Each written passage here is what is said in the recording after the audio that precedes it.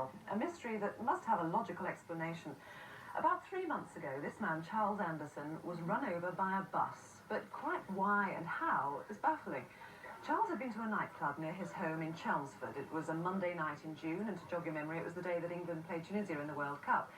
As you can see, he left on his own at around 11 o'clock in the evening. Well, a few minutes later, this coach was stolen from its depot nearby. The owners had left the key in the ignition.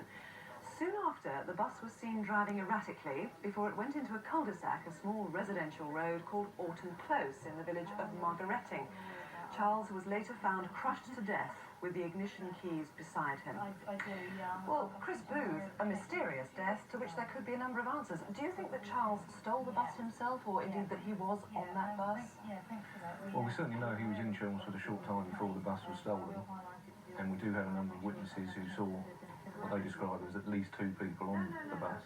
So, of course, it is a possibility that Charles was either driving the bus or was a passenger on it. So there are more people coming forward who have seen the bus, and of course, you know, you recognise that it didn't have its lights on. I think it was being driven erratically. It was a normal, regular passenger bus, which probably wouldn't be seen around at that time of day. What route did the bus take? The bus was stolen from the bus depot in Duke Street in Chelmsford. It then travelled down Coval Lane into Waterhouse Lane, and then onto the A1016, which is the dual carriageway which leads towards London. It was a short while after that that it was found in Orton Close in Margaretting. So when it got into Orton Close, then what happened? Well, as you said earlier, Charles's body was found nearby to the coach. There's a number of possibilities. He may have got out of it to see how he could manoeuvre it. He may have been the driver and failed to set the handbrake, and it's then rolled back and collided with him. Or someone else may have been driving it and he'd been directing them back.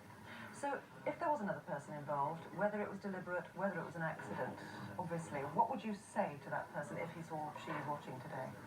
Well, this tragedy has left Charles's family obviously very, very distraught, and they need answers to help them come to terms with their grief.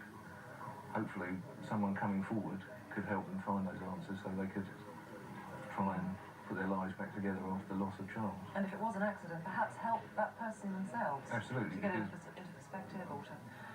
Doubtless they too would be traumatised by the event.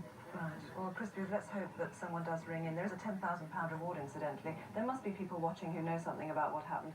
0500 600 600, or ring the incident room on 01245 452 057. That's Chelmsford 452 057.